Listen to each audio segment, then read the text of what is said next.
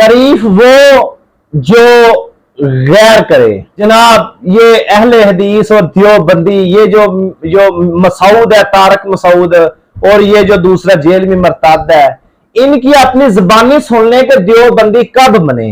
मैं इसीलिए कहता हूं कि अहले सुन्नत वल जमात हनफी बरेलवी वो मसलक है जो सहाबा के दौर से चलता आ रहा है।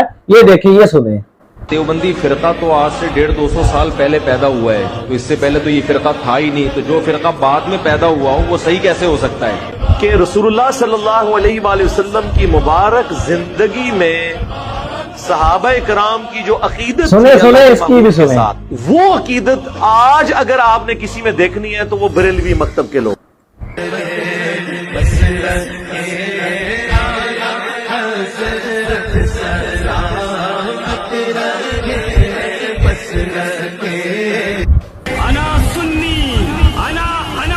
और अल्हम्दुलिल्लाह मुझे फख्र है कि मेरा तल्लुक जो है ना, ये उस जमात, उस मसलक, उस अकीदे, उस तरीके से है जो सहाबा के दौर से चलती आ रही है, जिसमें हर सहाबी की मोहब्बत है, तबा तबाइन की मोहब्बत है, अल्लाह के वलियों की मोहब्बत है, शहीदों की मोहब्बत है, अदब रसूल है, तज़ीम रसूल है, अहले बैत तौहार की मोहब्बत है। और वो ऐसी जमात है कि अल्लाह ने जिस जमात में जितने अल्लाह ने अपने वली पैदा किए, अल्हम्दुलिल्लाह हमारी जमात में ही पैदा किए हैं। और रसूलुल्लाह सल्लल्लाहु अलैहि वसल्लम की ज़ाते अक़दस पर जान कुर्बान करने वाले आज तक तारीख ने गैर मसलक का बंदा नहीं देखा।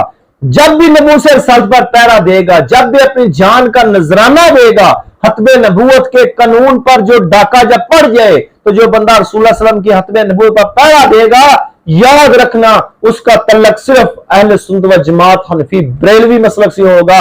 आप तरीह उठाकर देख लें, गाजी इल्म दीन से लेकर गाजी तनवीर तक, गाजी फियाज हुसैन से लेकर गाजी मुमताज हसन कादरी और गाजी आमर अब्दुर्रहमान चीमा, आप तरीह उठाकर देख लें, सबका तल्लक अहले सुन्नत व जमात हनफी बरेलवी से है। इसका मतलब है कि अल्लाह के वली भी यहाँ पर हैं, शेख अब्दुल कादिर जिलानी भी वहां पर हैं, अल्लाह के नबी सल्लल्लाहु अलैहि वसल्लम की ज़ाते मुबारका पर शहीद होने वाले भी इसी जमात में हैं। अल्हम्दुलिल्लाह मैं सुन्नी हूँ।